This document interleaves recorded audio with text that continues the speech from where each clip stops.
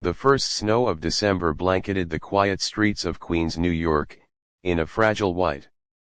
Street lights flickered, their glow stretching across the frozen sidewalks where footsteps disappeared too quickly. Inside a cramped corner deli, a young man sat alone by the window, his palms pressed together as though praying. His name was Amir, a 22-year-old immigrant from Pakistan, who had come to America chasing the dream his late father never lived to see. The bell above the deli door jingled, and in walked a woman with auburn hair tucked under a wool cap. She was tall, graceful, and carried a sadness that clung to her even beneath her heavy coat. Amir had seen her before, always alone, always quiet, ordering the same black coffee as though it were ritual.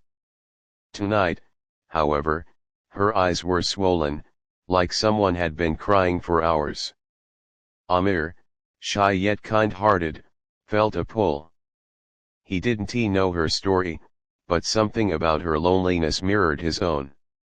Gathering courage, he whispered, "You okay?" She blinked, surprised a stranger had spoken. For a moment, silence hung heavy. Then she forced a faint smile. "Not really. But thanks for asking." The beginning of something unlikely. Her name was Emily, a nurse who had spent the last 12 hours in the ICU watching a patient fight for life. She confessed, between sips of her coffee, that the patient was her younger brother, barely 20, shot in a senseless drive-by. Amir listened intently. He didn't interrupt. His English wasn't perfect, but his empathy needed no translation. Over the next weeks, their paths crossed again and again at the same deli.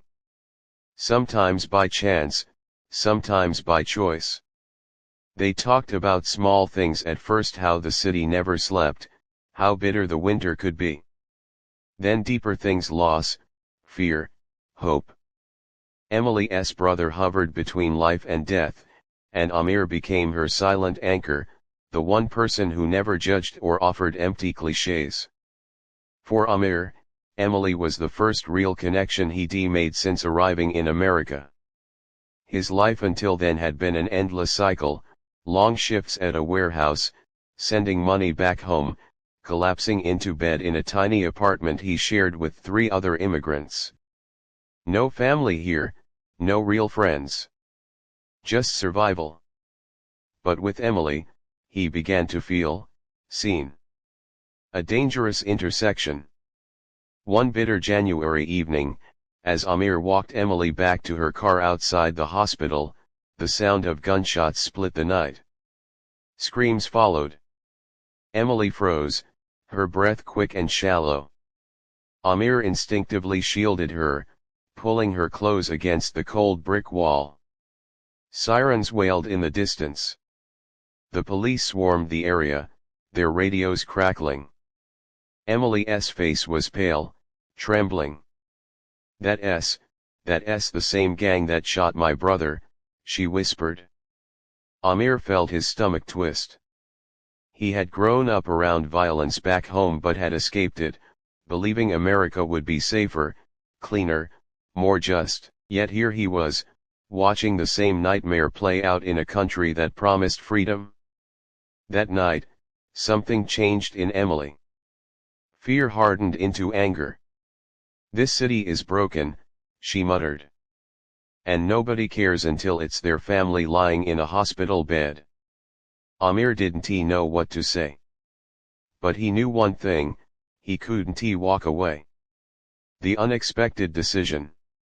2 weeks later, Emily's brother took his last breath. The funeral was small, filled with grief and unanswered questions. Emily clutched Amir's hand so tightly it hurt, as though afraid she would collapse without him. Afterward, she spiraled. The world turned gray. Nights of crying, days of silence. Amir visited when he could, bringing food she barely touched, sitting quietly in her apartment until she finally slept. Then one night, Emily broke.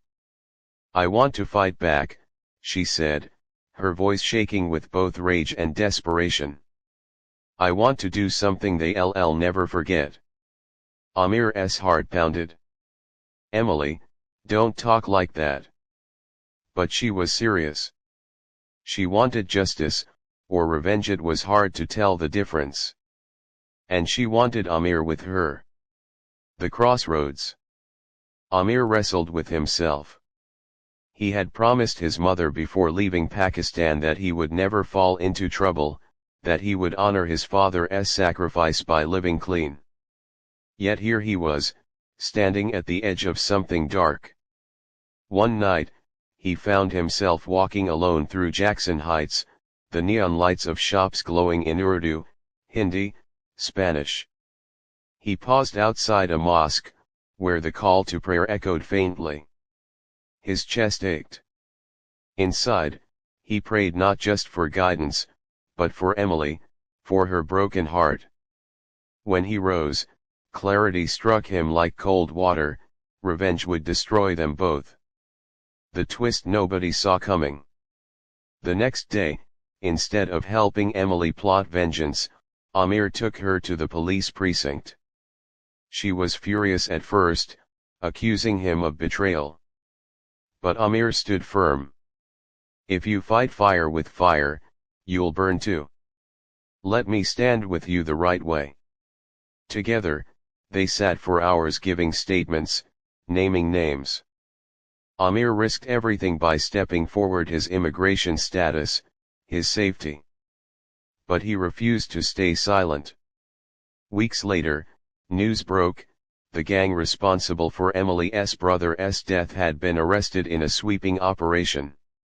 Reporters filled the streets, cameras flashing. Emily and Amir watched the headlines unfold from the same deli where they had first spoken. Emily whispered, "I can't believe you did this. You risked everything." Amir shook his head. "We did this. And your brother, he deserves justice, not more blood." That left everyone speechless. Months passed. Spring replaced the snow.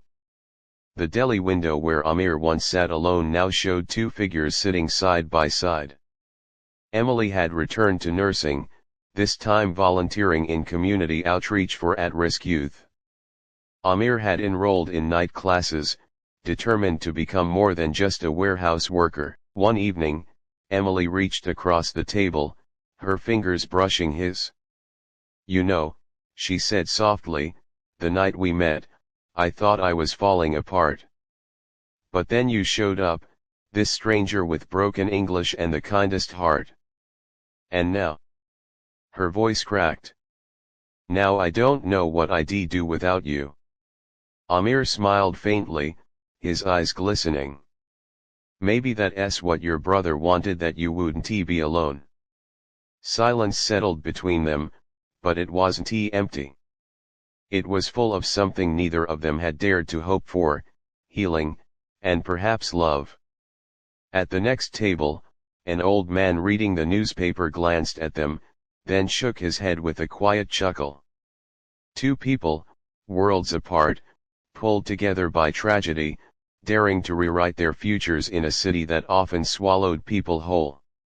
And what happened next when Amir, the quiet immigrant, and Emily, the grieving nurse, stood up together, hand in hand, ready to face a life neither of them had planned, left everyone who knew their story utterly speechless.